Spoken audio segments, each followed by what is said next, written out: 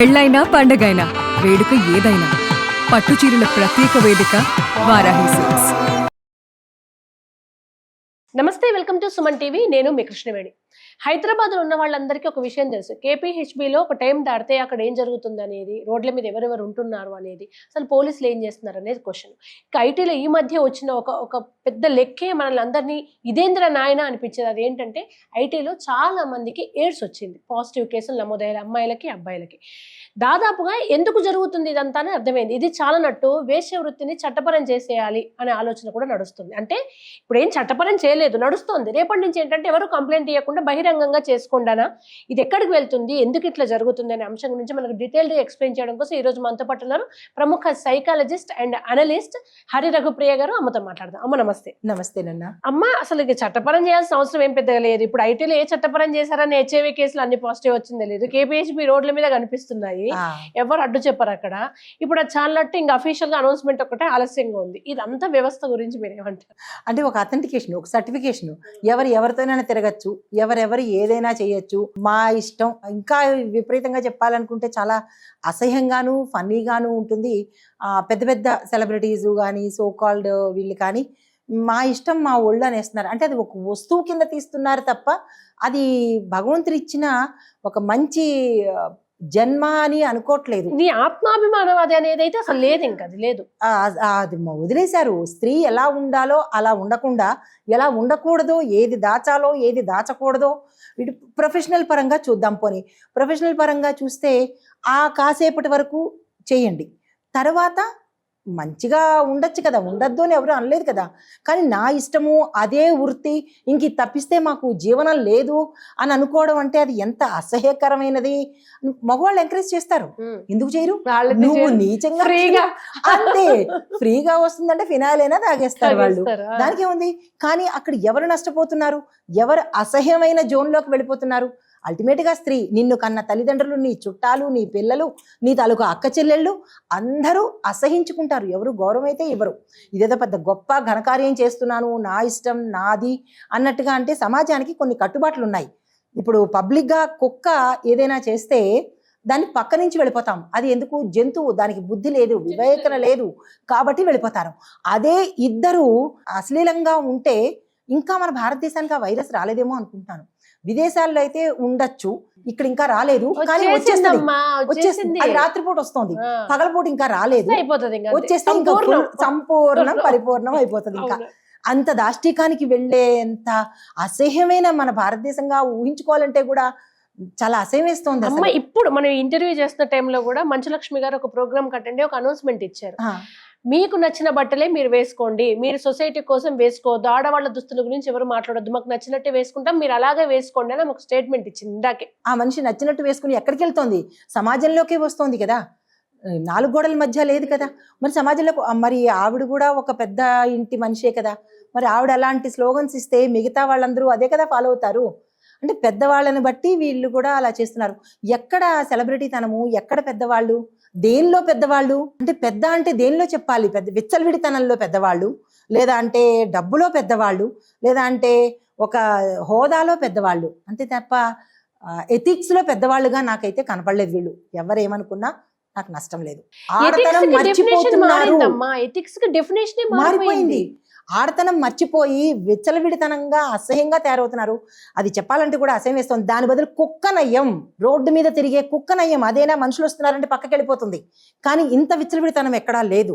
డబ్బుల కోసము, లైకుల కోసము, తర్వాత ఇంకేవో సబ్స్క్రిప్షన్స్ కోసము చేస్తున్నారు. దానివల్ల ఏంటి ఉపయోగం?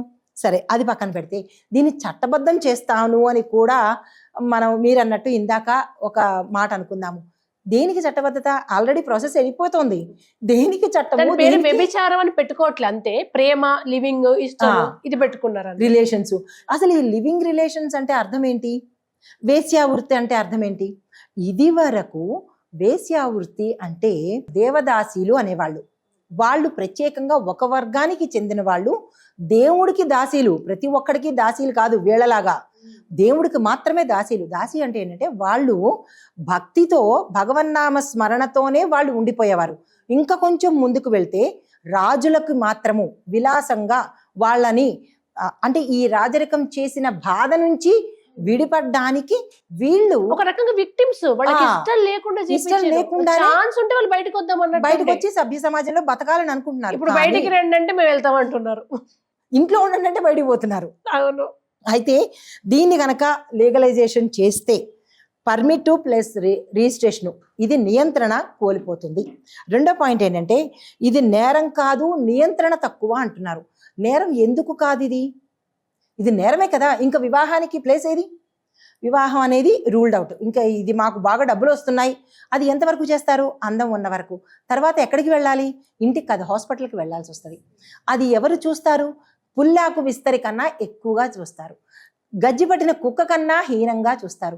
అంటే అంత హీనంగా దిగజారి మనం ఈ భూమి మీద బతకాలా?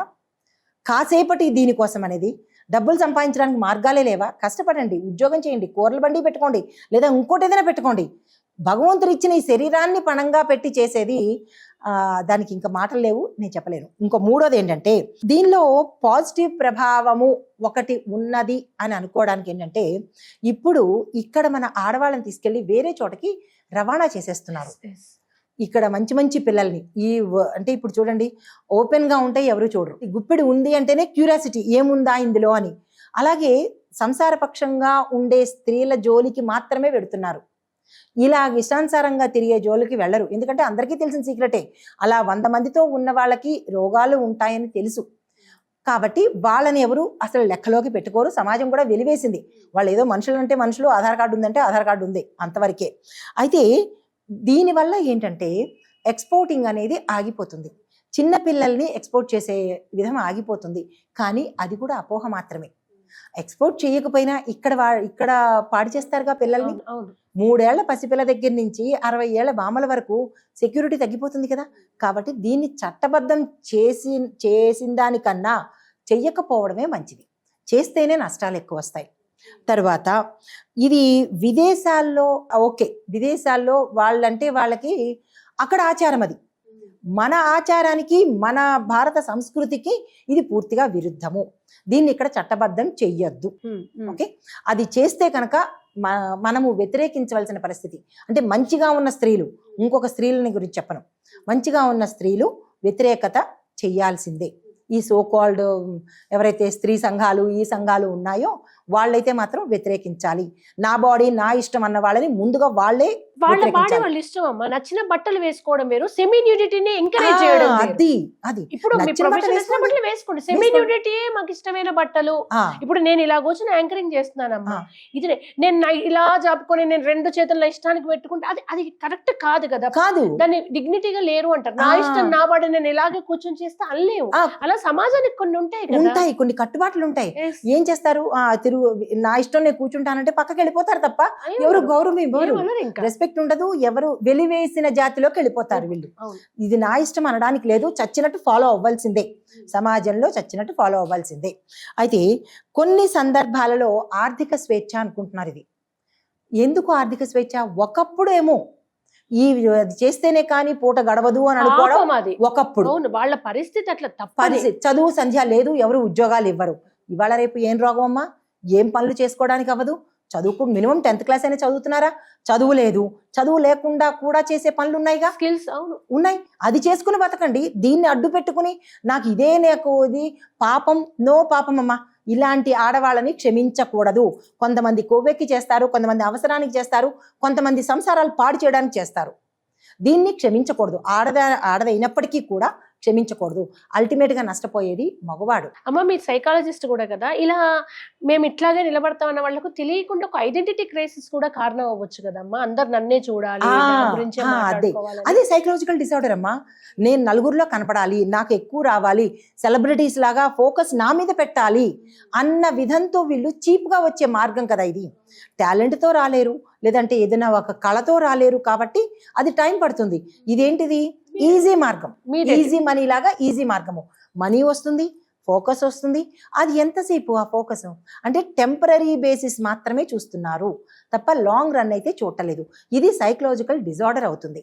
అంటే మన తినే తిండి కావచ్చు, సోషల్ మీడియా కావచ్చు, మన చుట్టుపక్కల ఉన్న వ్యవస్థ కావచ్చు, దీన్ని ఎంకరేజ్ చేయడం వల్ల ఏమవుతుందంటే 11 నుంచి ఇంకా అల్టిమేట్ వేసుకోండి, పెద్దవాళ్ళు కూడా అలాగే తయారవుతున్నారు. అక్కడ ఏజ్ నేను చెప్పను, కానీ 10 ఏళ్ల దగ్గర నుంచి ఇవాళ రేపు బామ్మలు కూడా ఏం చేస్తున్నారు తెలుసా, వాళ్ళకు కూడా వ్యూస్ కావాల్సి వచ్చింది. అమ్మా అదైతే అరాచకం అమ్మా, వీడియోలు చూడలేవు, ఇంకా వాళ్ళ పైత్యానికి ఒక దండం. చాలా దారుణంగా ఆ లైకులతో వీళ్ళు ఏం చేస్తారమ్మా, కాసేపు బాగున్నది బామ్మగారు అంటారు, నేను చూస్తున్నాను, చాలా బాగా చేస్తున్నారు బామ్మగారు అంటారు. దానివల్ల నీకేమిటి లాభం అవుతుంది అంటే, నువ్వు నీ మనవలు వాళ్ళు నువ్వు చేసే ప్రదర్శన చాలా అసహ్యంగా ఉంటుంది కదా. రేపటి నాడు ఎలా నువ్వు చుట్టుపక్కల వాళ్ళే అంటారు కదా, ఇంత అసహ్యంగా చేస్తుందమ్మా నువ్వు రామకృష్ణ అనుకోవాల్సిన వయసులో అంటారు. కింద కామెంట్స్ అవి కూడా ఉంటాయి.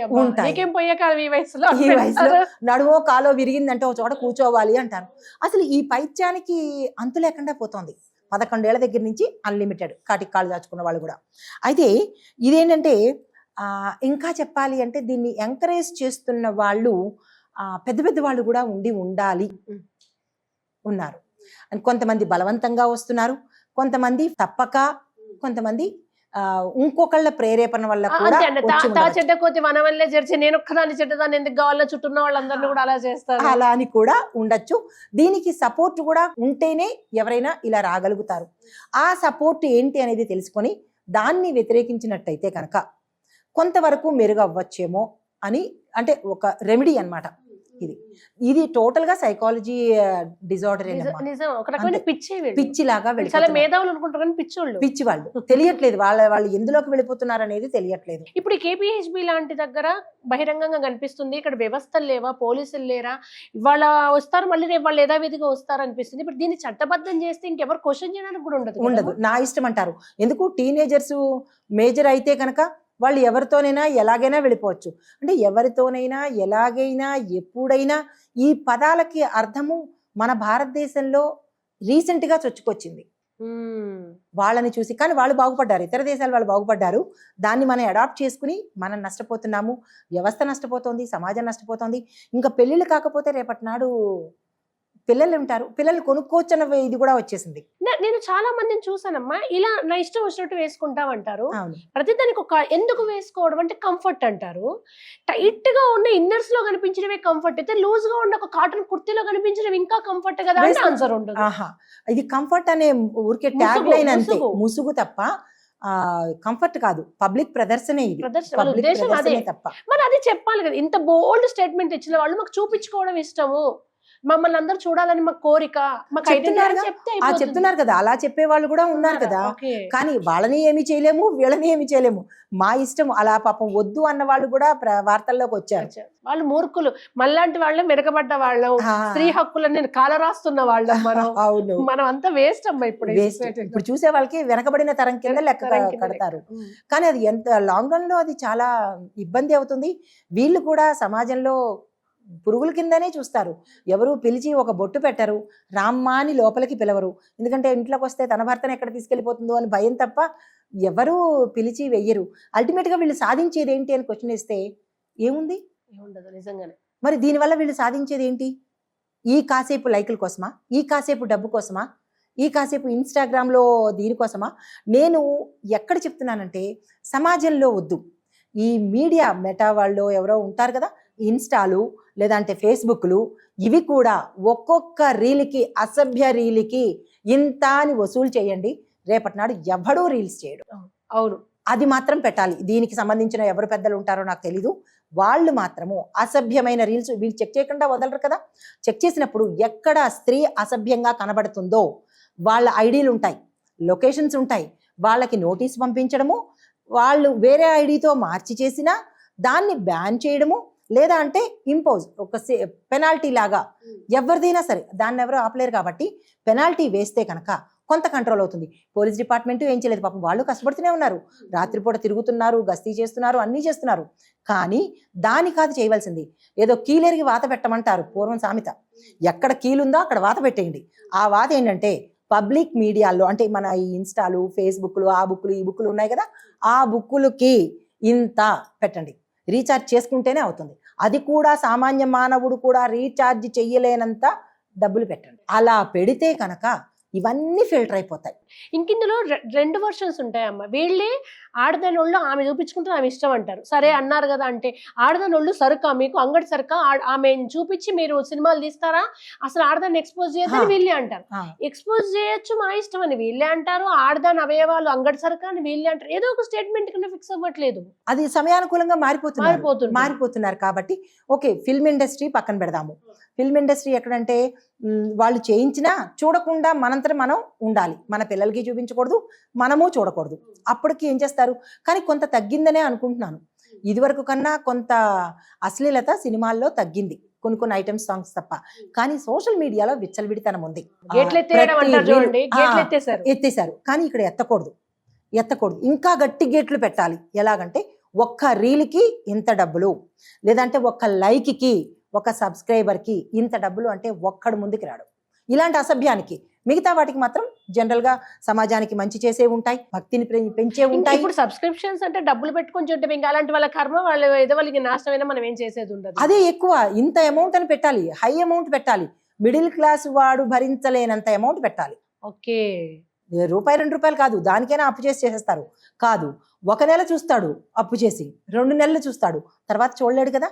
కాబట్టి హై మిడిల్ క్లాస్ వాడు భరించలేనంత ఎక్కువ చూసేది మిడిల్ క్లాస్ వాళ్ళే. హై క్లాస్ వాళ్ళకి ఇంత పట్టింపు ఉండదు. వాళ్ళు అసహ్యం వేసేసింది వాళ్ళకి, ఇన్ని చూసిన మీదట అసహ్యం వేసి వాళ్ళ ఒక స్టేట్ ఆఫ్ మైండ్కి వెళ్ళిపారు, సాచ్యురేషన్ మైండ్కి వెళ్ళిపారు. ఈ మిడిమిడి జ్ఞానం అంటే లో క్లాస్ వాళ్ళు, మిడిల్ క్లాస్ వాళ్ళే వెర్రెత్తి కొట్టుకుంటున్నారు. కాబట్టి వాళ్ళకే ఇంత పెట్టాలి. ఒక లైక్కి 1000, అది మీరు ఫిక్స్ చేసుకోండి, ఎంతో నాకు తెలియదు. ఒక లైక్కి ఇంత, ఒక సబ్స్క్రిప్షన్కి ఇంత. అసలు మీరు ఇందులో అకౌంట్ ఓపెన్ చేస్తే అశ్లీలానికి ఇంత ఇస్తేనే మీకు మళ్ళా అదేంటి దాన్ని ఏంటి రిలీజ్ చేస్తారో, అన్లాక్ చేస్తారో ఏదో అంటారు కదా, అలా చెయ్యాలి. అలా చేస్తేనే ఈ పిచ్చి మానుతుంది, ఈ వేలాం వెర్రితనం ఆగుతుంది. పిచ్చినే గొప్ప అనుకుంటున్న ఈ కాలంలో మనమైతే ఎవరికి వాళ్ళు కంట్రోల్గా ఉండడం అనేది first prevention is better than cure అంటారు కదా.